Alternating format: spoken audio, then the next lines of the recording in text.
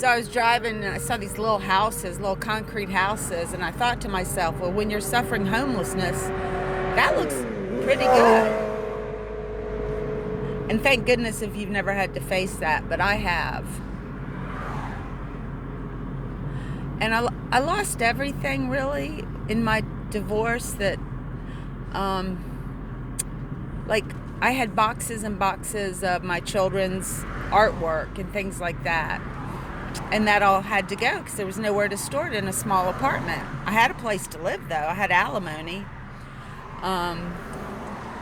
We had horses, and we had to sell all the horses. And it's funny because my sister bought the farm. They're living at the farm, but it was a year or so before they did that. So had that been the timing, we could have kept them out there. But we unfortunately, our pets, Thomas, the little miniature horse that pulled a cart, and I trained, and the main one was Beauty, the pony, and she was a 12-hand Hackney Shetland. She was just fun. She was great. She was sprightly. And my daughter Hillary rode her a lot. And I wanted my other children to get to ride her too because she was a good little pony. But that didn't happen because of the divorce, because my ex-husband's drinking.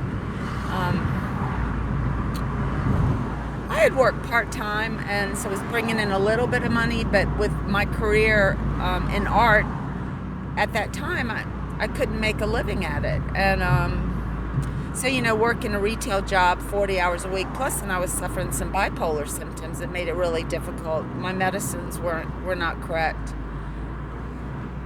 So, you learn to hang on to the things that are most important when you lose everything, and that would be my children.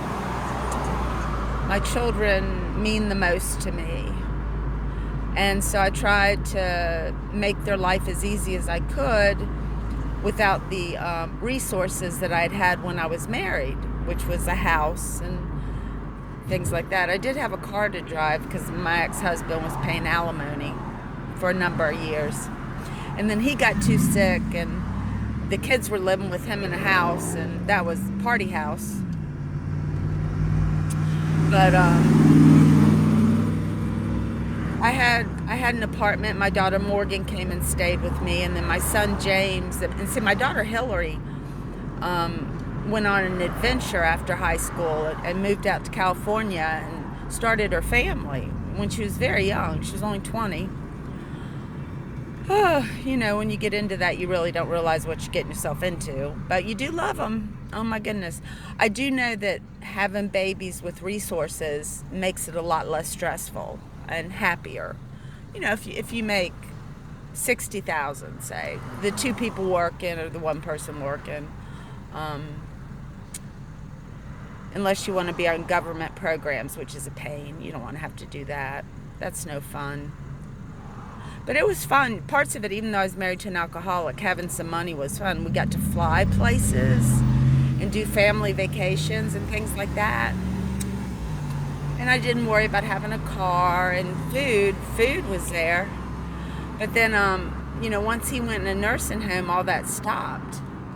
And I was really scrambling. But the lucky thing, they finally found the right medicine for me. So for the first time in a number of years, I could hold a job, and that was like a miracle. And, my daughter Hillary was very supportive in giving me a place to stay until I found something. And it just kept going on, and it was good, and I was out of the hospital, and I was level-headed, and I could control what I said and what I did much, much better. And then I got hired at the ABC store part-time, which is a state job. And I worked that over a year, and then I was doing some full-time work for an elderly lady that I think it's too much. I told her I have to cut back to part-time. But I do know what it's like. Well, I was out in California, and I slept out on the street for a few days. And that's no fun, sleeping on concrete with your pocketbook for a pillow. But that was temporary, I didn't think that would be forever, because I'm not, unfortunately, a drug addict, I guess. I have a mental health issue, which That's a cause of a lot of homelessness. If we can get them help. And if we start in STEM doing brain health as just part of the curriculum, I think everybody would benefit from understanding the symptoms and what to do about it. Just a collective knowledge in our society would be very helpful for many reasons. Getting the person on the right medicine, stopping some of the violence in prisons, that would save the taxpayer money. I've got my head in the stars, I want more, but just be where I'm living now, and I've got a roof over my head. It's a beautiful little old house, and I rent a room. It's only $500 a month, but I got people to share dinners with, to cook with. And I told my landlord, I said, this is like supportive housing, what it should be for people that are struggling and trying to get their feet under them for getting out to the workforce. And I was lucky to find it. But yeah, some days, you don't know what your future holds. But that's where faith comes in. And I think that's what Christianity tries to teach you is to grab hold of that faith and hope that would be Pandora's jar, so to speak. And I do find that trying to get your mind in a positive motion, like spinning positive, can bring you more in a good way than if you're thinking negative. And if you're thinking negative, you're going to draw that negative energy and people are going to be upset.